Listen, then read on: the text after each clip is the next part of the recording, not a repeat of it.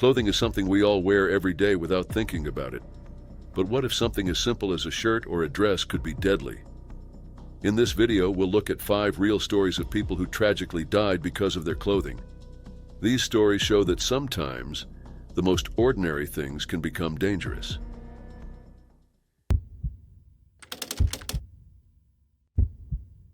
It was a sunny day in August 2012 in Rawdon, Quebec. Maria Pantazopoulos, a 30-year-old real estate agent, was excited to participate in a Trash the Dress photo shoot. This trend involved brides wearing their wedding dresses in unusual settings, often outdoors or near water, to create memorable and unique photos. Maria, who had married on June 9th, wanted to celebrate her wedding by taking these special photos. Maria had many reasons to be happy. She had recently bought a house in Laval, started her new job with Via Capitale, and returned from a dream honeymoon in the Caribbean. Her joyful personality was well known to those close to her. A family friend, Lisa Pausoulidis, commented, "She was happy." Maria saw the photo shoot as a fun way to capture lasting memories in her wedding dress, rather than letting it gather dust in a closet. That Friday, Maria and her photographer, Louis Pagakis, traveled to the Ouareau River in Rawdon, about 75 kilometers northeast of Montreal. The location was scenic and ideal for the photo shoot, with the plan to take playful shots of Maria in her wedding dress by the water. She told her friends, "I want to have fun with my wedding dress and create great pictures and memories." As they reached the river, everything seemed perfect. The water was calm, and the setting was peaceful. Maria excitedly put on her wedding dress and stepped into the shallow part of the river. Louis began snapping pictures as Maria splashed around, fully enjoying the experience. However, things took a tragic turn when Maria moved into deeper water. Her wedding dress began to absorb water, becoming extremely heavy. Still wanting to continue, Maria asked Louis to capture photos of her floating in the water. As she waded further, the dress absorbed more water, dragging her down. Realizing the danger, Louis immediately rushed to help. He yelled for help and tried to pull Maria back to the shallow water, but her waterlogged dress acted like an anchor, making it impossible for him to lift her. Maria panicked and held on to Louis, unintentionally pulling him under as well. Despite his best efforts, the weight of the dress was too much. Her final words were heartbreaking. "I can't anymore, it's too heavy." At around 2 p.m., Maria slipped under the water. Louis frantically dove multiple times to try to find her, but her dress's current and weight made it impossible to reach her. Not long after, 2 police officers arrived and joined the search. A scuba diver who had heard about the situation also volunteered to help. After several hours of searching, Maria's body was found by the scuba diver at approximately 4:30 p.m. The tragic accident left everyone in shock. Maria's death devastated her workplace and community. Her colleagues at Via Capitale were heartbroken. Johanna Grenier, a fellow real estate agent, described Maria as well-liked by everyone. "For us, today is a really sad day," she said. Maria was remembered as a strong, kind-hearted person full of life and energy. Her family was left in deep grief. Maria's parents and brother were overwhelmed by the sudden loss. On behalf of the family, Lisa Pausoulidis expressed their gratitude for the efforts of the Sûreté du Québec and first responders. The family also called for stronger safety measures around rivers to prevent such accidents from happening again. The photographer, Louis, was too distressed to speak to the media immediately after the incident. His wife, Anouk Benzakar, shared how Maria had moved from shallow to deeper water, where her dress became too heavy, making it impossible for Louis to rescue her. In response to this tragic event, other photographers warned brides about the risks of trash the dress photo shoots, especially those involving water. Photographer Mario Michaud recalled a similar experience at Darwin Falls, where a near accident occurred during a water photo shoot. Fortunately, his situation ended differently, but it served as a reminder of the dangers. Maria Pantazopoulos' story is a heartbreaking example of how quickly a joyful moment can turn tragic. What was meant to be a fun and unique photo shoot ended in an unforeseen and devastating accident, leaving her family and friends mourning the loss of a vibrant, loving woman.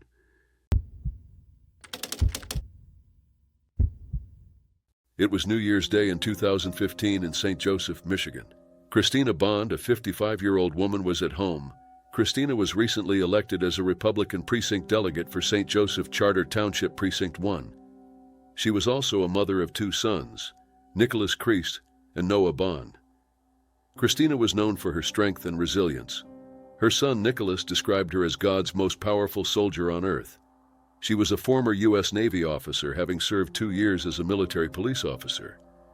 She later became an administrator and worked at the Southwest Michigan Community Action Agency. Christina was adjusting a handgun she carried in her bra holster on this day. The holster was a relatively new invention designed to give women a discreet way to carry firearms. These holsters are attached to the front of the bra, with the gun concealed between the breasts via a strap that connects to the clamshell holster. Christina was having trouble getting her bra holster to fit correctly. She couldn't get it to sit the way she wanted it to. She was looking down, trying to adjust it, when the gun accidentally discharged. The bullet struck her in the eye. The St. Joseph Public Safety Department received an emergency call and officers were dispatched to 396 Upton Drive. When they arrived, they found Christina with a gunshot wound to her eye. She was rushed to Lakeland Hospital and then airlifted to Bronson Methodist Hospital in Kalamazoo.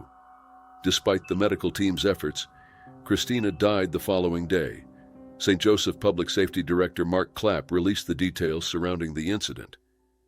He explained to the Kalamazoo Gazette that Christina was having trouble adjusting her bra holster and couldn't get it to fit the way she wanted it to. As she looked down to adjust it, the gun went off, tragically ending her life. Christina's death was a shock to her community. She had been an active member of her church, Road to Life Church, where she was an administrator for 15 years. She also ministered at the Berrien County Jail, providing support and guidance to inmates. Her dedication to her faith and community was evident in every aspect of her life. Carrie Lightfoot, owner of the Well-Armed Woman Store, commented on the rising popularity of bra holsters, noting that more women are seeking practical ways to carry firearms. "It's a natural choice, depending on the gun size and, of course, the individual," she said. She emphasized that women need versatile options for carrying firearms, as their clothing choices often change from day to day, requiring different solutions. Christina Bond's life was filled with accomplishments. After serving in the Navy, she became a bodybuilder and won the Miss Michigan Figure Overall Championship in 2013. Her dedication to fitness and health was just another example of her determination and strength. Her obituary, published in the Herald Palladium, highlighted her many roles and achievements. Christina was preceded in death by her 2 brothers and is survived by her 2 sons. In a heartfelt Facebook post, her son Nicholas expressed his grief and admiration for his mother. He wrote, "My mother was the strongest person I have ever known. It's in her that I've become who I am. She gives me strength to stand up for what I believe." The full autopsy report had not yet been completed, but the circumstances of Christina's death were clear. She had been adjusting her bra holster when the accident occurred. Experts believe that for the gun to discharge, she must have either dislodged it from the clamshell or inadvertently got her finger near the trigger while trying to make the holster fit better. This tragic incident raises important questions about the safety and practicality of certain firearm accessories. Bra holsters, while providing a discreet way to carry a gun, may pose significant risks if not used correctly. Christina's death is a warning for those who use such devices.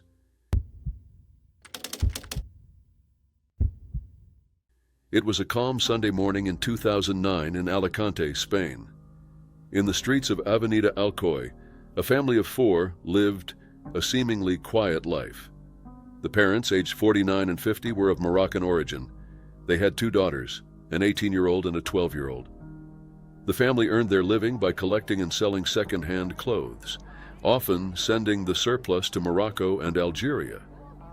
Their apartment was small, measuring less than 60 square meters, and over time the parents developed a compulsive hoarding disorder known as Diogenes syndrome.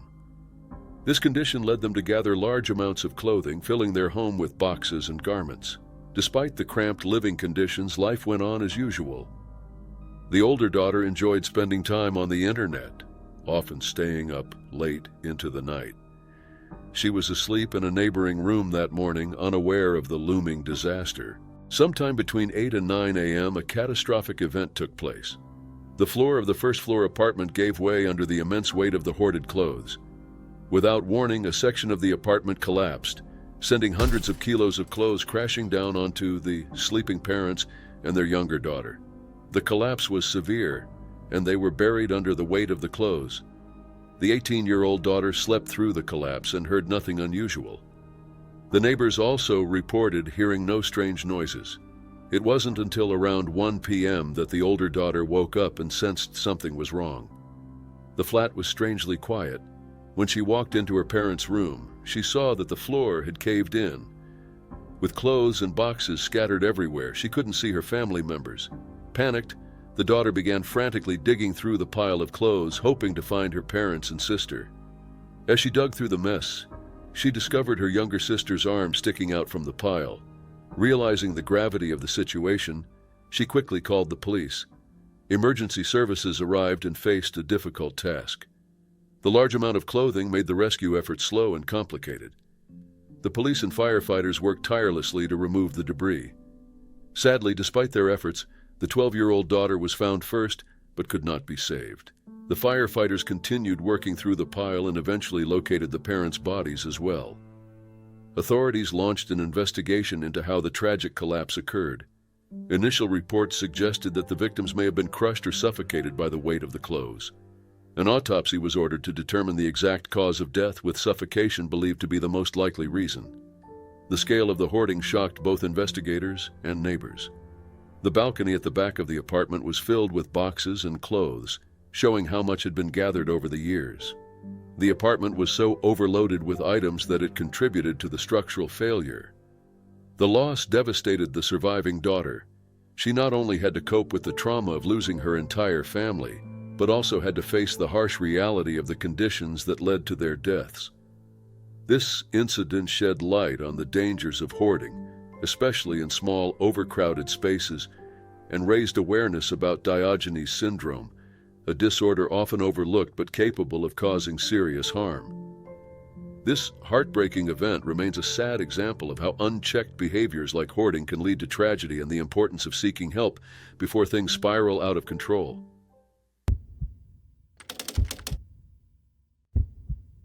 It was a cold evening in 2015 in Stony Creek Township, Pennsylvania. James Schaffer, a 68-year-old blind man, was alone in his home, as he had been for the past 25 years. Despite his disability, James was known in his community for his intelligence and independence. That night, he felt an ache in his leg and decided to warm a towel in the microwave to soothe the pain. This simple act, however, led to a tragic accident that would shock his entire community. James placed the dry towel in the microwave, unaware of the dangers. Within just 15 seconds, the towel caught fire.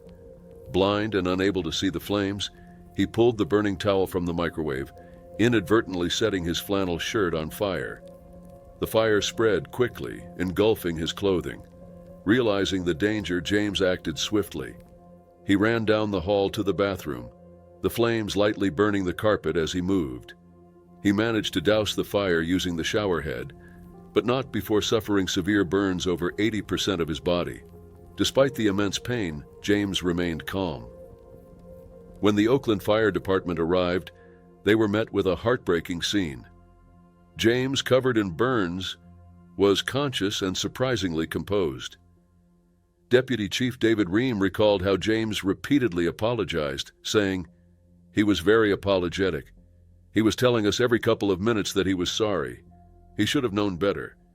He was very, very calm for the situation we had at hand."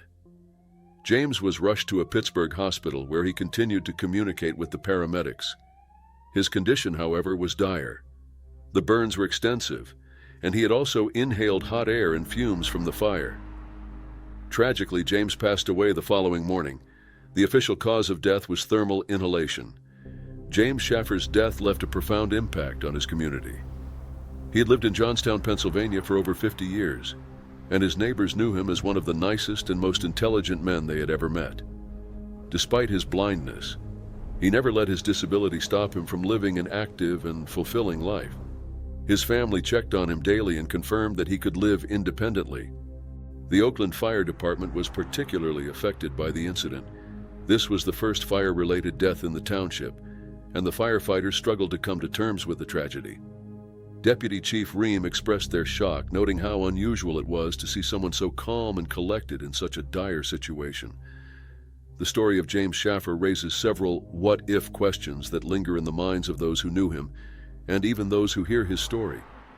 What if James had known about the danger of microwaving a dry towel? What if there had been someone with him who could have helped sooner? What if better safety measures or devices were designed to assist blind people in their daily tasks? These questions, while unanswerable, show the importance of safety awareness and the need for innovations that can help prevent similar tragedies in the future.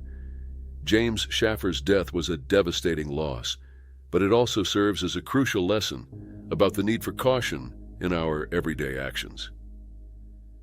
In the end, James Schaffer's story is an example of the unpredictability of life and the importance of community support, especially for those with disabilities.